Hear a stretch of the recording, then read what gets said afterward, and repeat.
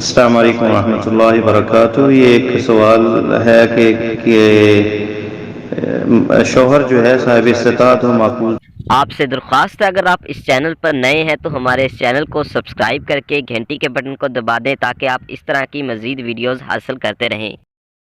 تنخواہ دار ہو، شادی کو 17 سال گزر چکے ہوں اور وہ حق مہر ادا نہ کرے تو کیا حکم ہے؟ تو یقیناً یہ زیادتی ہے۔ جواب یہ ہے کہ یقیناً یہ زیادتی ہے کہ حق مہر تو نکاح کے موقع پہ دینا چاہیے تھا، اور یہ عورت کا حق ہے، اور یہ قرض کی طرح ہوتا ہے، حتیٰ کہ بندہ مر بھی جائے اور اگر اس نے حق مہر ادا نہیں کیا، جیسے قرض جو ہے اس کے اس وراثت سے منہا کیا جاتا ہے، اسی طرح حق مہر بھی منہا کیا جائے گا اور پھر جو ہے وراثت ہوگی تقسیم۔ تو یہ حق ہے اور اسے جو ہے لیٹ نہیں کرنا چاہیے۔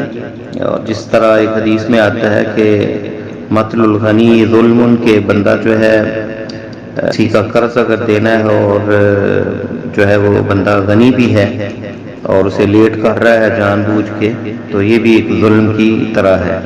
تو کسی کے حقوق جو ہے حق ادا کرنے کی استطاعت کے باوجود اسے لیٹ کرنا یہ ظلم میں سے ہے، تو یہ جائز نہیں ہے۔ تو حق جو ہے جب بندہ صاحب حیثیت ہو تو اسے جلد از جلد ادا کر دینا چاہیے۔ واللہ تعالی عالم بالصواب۔ السلام علیکم ورحمۃ اللہ وبرکاتہ۔